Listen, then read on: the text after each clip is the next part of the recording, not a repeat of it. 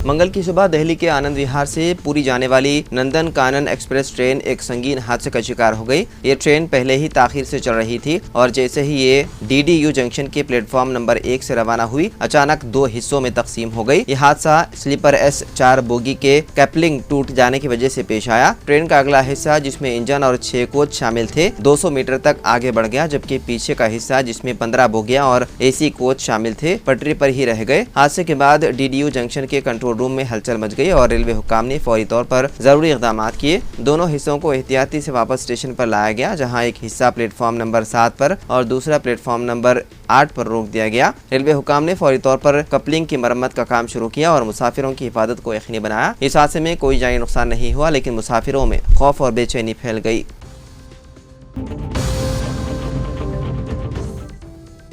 तेलंगाना कानून साज कौंसिल के निजामाबाद, आदिलाबाद, करीमनगर और मेदक हलके से बीजेपी के ताइदी उम्मीदवार M कुमरैया कामयाब हो गए। निजामाबाद, आदिलाबाद, मेदक और करीमनगर अजला पर मुश्तमिल टीचर्स MLC इंतखाब में कुल 25,041 वोट डाले गए, जिनमें से 24,144 वोट दुरुस्त करार दिए गए, जबकि 897 वोट मुस्तरद कर दिए गए। कामयाबी के लिए 12,075 वोट दरकार थे और बीजेपी उम्मीदवार कुमरैया ने 12,959 वोट हासिल करके शानदार कामयाबी हासिल की। दूसरी तरफ इस हल्के के मौजूदा MLC रघुतम रेड्डी को सिर्फ 429 वोट मिले, जो कि एक बड़ी शिकस्त समझी जा रही है।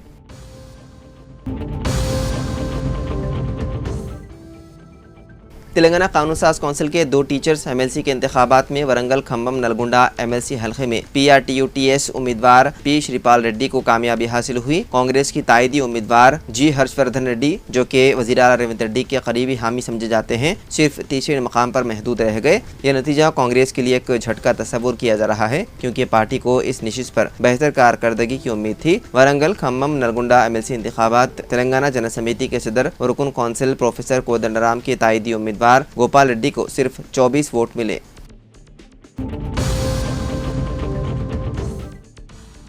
चरदरबाद के मलकपेट में अफसोसनाक वाक़या पेश आया। जमुना टावर्स में मुकीम खातून शिरीशा मुश्तबा हालत में फौत हो गई। मुतवफ़िया के शोहर विनय कुमार ने मुतवफ़िया के अरकान ख़ानदान को इत्तला दी कि दिल का दौरा पड़ने से खातून की मौत हो गई। मुतवफ़िया की नाश को सिरसालम के करीब वाक़ मौज़े मुंतकिल किया जा रहा था कि पुलिस ने रास्ते से ही नाश को तहवील में लेकर पोस्टमार्टम के लिए मुर्दाखाना मुंतकिल कर दिया। नाश पर जख्म होने की वजह से मुतवफ़िया के अरकान ख़ानदान ने मलकपेट पुलिस को शिकायत की कि खातून का कत्ल किया गया है और दिल का दौरा पड़ने का दावा किया जा रहा है। मुकम्मल तफसीलात का भी इंतजार है। पुलिस मुख्तलिफ ज़ावियों से तहक़ीक़ात में मसरूफ़ है।